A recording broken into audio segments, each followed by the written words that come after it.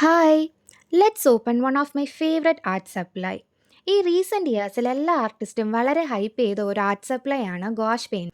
അതും ഹിമി ബ്രാൻഡിൻ്റെ ഗോഷ് എന്ന് വെച്ചാൽ എല്ലാവരും എക്സൈറ്റഡ് ആയിരുന്നു. ഞാനും അതെ. ഒരുപാട് നാളായിട്ട് വാങ്ങണമെന്ന് വിചാരിച്ച് വിഷ് ലിസ്റ്റിൽ ഇട്ട് വെച്ചിരുന്നതാണ് ഇത്. ആൻഡ് ഫ്യൂ മന്ത്സ് ബാക്ക് എൻ്റെ ഫ്രണ്ട്സ് ഗിഫ്റ്റ് ചെയ്തതാണ് എൻ്റെ ഈ first Himi gouache box. 12 grams each വരുന്ന 32 കളേഴ്സിൻ്റെ ബേസിക് സെറ്റാണിത്. ഇതിൻ്റെ കൂടെ ഒരു മിക്സിംഗ് പാലറ്റും വരുന്നുണ്ട്.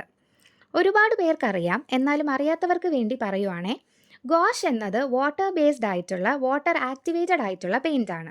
അതിൻ്റെ കൺസിസ്റ്റൻസി എന്ന് പറയുന്നത് is between water colour and acrylic paint. അതായത് വാട്ടർ കളർ പോലെ ഗ്രാജുവലി ലെയറിങ് ചെയ്യാനും അക്രിലിക് പെയിൻറ് പോലെ തിക്കായിട്ട് കളർ ചെയ്യാനും പറ്റും. അറ്റ് ദ സെയിം ടൈം ഇത് ഈസിലി ഡ്രൈ ഔട്ടായി പോവുകയുമില്ല. നേരത്തെ പറഞ്ഞതുപോലെ വാട്ടർ വെച്ച് ഈസി ആയിട്ട് റീആക്ടിവേറ്റ് ചെയ്ത് എടുക്കാൻ പറ്റും. ഓർ ഹിമി ബ്രാൻഡിൻ്റെ തന്നെ മോയ്സ്ചറൈസിങ് സ്പ്രേ കിട്ടും.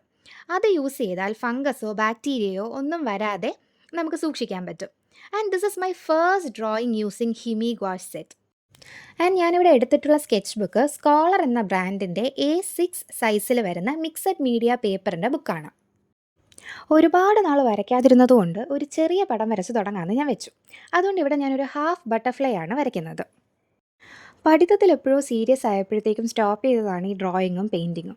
എന്തെങ്കിലും ആവശ്യങ്ങൾക്ക് വരയ്ക്കുന്നതല്ലാതെ മനസ്സിന് സന്തോഷം തോന്നാൻ വരച്ചിട്ട് ഒരുപാട് നാളായി.